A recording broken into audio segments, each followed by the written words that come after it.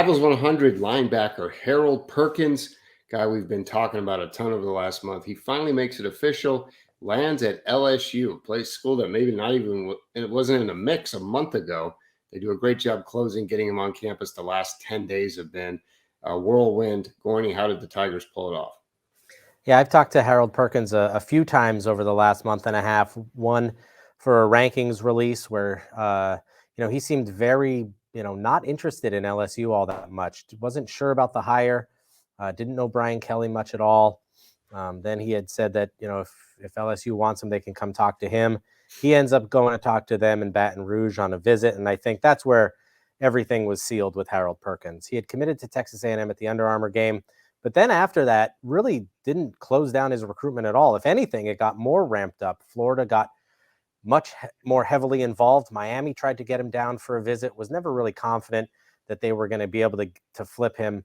But then he goes to the Polynesian Bowl and really was talking a lot about schools and really got the sense that, maybe this Texas A&M thing wasn't going to last much longer. It didn't.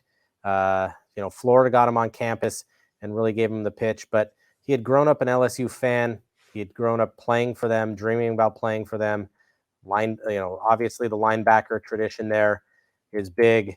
And this past visit, when he got to finally sit down with Brian Kelly and that staff and get a real feel for what they were going to do, post Ed Orgeron, I think really sold him on LSU. So I think it was a very good, well-handled job by Brian Kelly to get Perkins to visit, to sell the vision of what's going on, and to basically tell a kid who was from Louisiana that was now living in Texas that come back home, play for the home state team, just like every other Louisiana kid does. And I think they sold him on that. So job well done.